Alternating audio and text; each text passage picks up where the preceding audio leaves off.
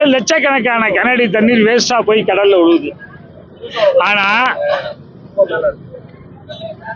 கொல்லிமலைக்கு தெற்கேயும் காவிரிக்கு வடக்கையும் உள்ள 5 லட்சம் ஏக்கர் தரிசா கிடக்கு.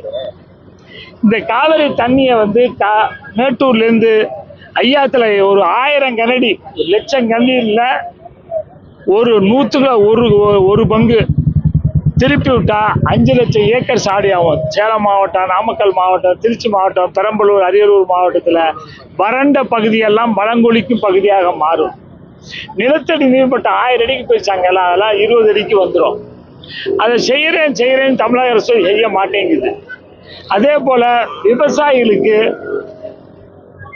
25% ஈரம் இருந்தாலும் அதை வாங்கி அதை சரிப்படுத்தி நெல் அரைக்க வேண்டிய கடமை மத்திய சர்க்காருக்கும் இருக்கிறது, மாநில சர்க்காருக்கும் இருக்கிறது.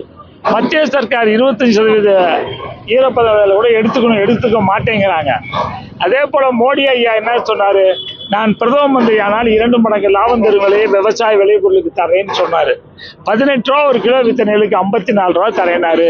கொடுக்கறது 24 ரூபா, 54 ரூபாய் 24 ரூபா தராரு.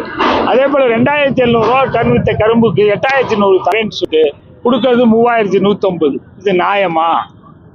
இதற்காக நாங்கெல்லாம் இப்ப இந்த டெல்லியை சென்று அடுத்த மாசம் போராட இருக்கோம். சாகும் வரை இதை போராடவும் இருக்கோம். இப்ப எங்களுக்கு தமிழக அரசு டிபிசி நெல் கொண்டு போட்டா 80 ரூபா லஞ்சம் கேட்கிறான். ஒரு 40 கிலோ மூட்டை பிடிக்கிறதுக்கு 10 ரூபா கொடுக்குறாரு, 20 ரூபா கொடு அவங்களுக்கு. எங்களுக்கு இல்லை, எங்ககிட்ட லஞ்சம் வாங்காம காப்பாத்து என்பதுதான் எங்களுடைய கோரிக்கை. இந்த கோரிக்கை நிறைவேற்றலாம். 10 கிலோமீட்டருக்கு ஒரு தூப்பனை கட்டினா காவிரியில நெட்டுக்குமே குடிநீர் ஆழமா போட்டு 1000 அடி ஆழம் போட்டு தண்ணி எல்லாம் குடிநீருக்கு போய் மரங்கள்லாம் அழிஞ்சு போகுது. குடிநீரை தடுப்ப எங்களோட நோக்கம் அல்ல. ஆனால் குடிநீருக்கு எவ்வளவுனா எடுத்துக்கிட்டோம். தடுப்பணை 10 கிலோமீட்டருக்கு கட்டினா தண்ணி நீர் மட்டும் கீழே போவாது என்பதுதான் இந்த போராட்டம். இப்ப அதுக்காக ஆத்துல குதிக்கிறதா இருந்தோம். இங்கேருந்து குதிச்சு நாங்க செத்து போனாலும் சரி குதிக்கிறதா இருந்தோம். காவல்துறை எங்களுக்கு முன்ன தடுப்பணை போட்டு விட்டார்கள்.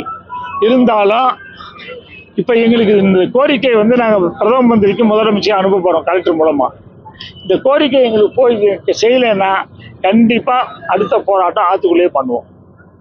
தமிழ்நாட்டில் இருக்கிற அந்த நேரடி கொள்முதல் முறையா செயல்படல, இடவசதி இல்ல, விவசாய நெல்லாம் வீணா போகுதுன்னு சொல்லி விவசாயிகள் குற்றம் சாட்டுறாங்க. அதிகாரிகள் கண்டுகொள்ள இல்ல, லஞ்சம் வாங்க இடைத்தரகர்கள் அதிகாரிகள் துணை போறாங்கன்னு விவசாயிகள் குற்றம் சாட்டுறாங்க. உண்மைதான், அதிகாரிகள் துணை போறதுனாலதான் ஒரு லஞ்சம் வாங்குறாங்க.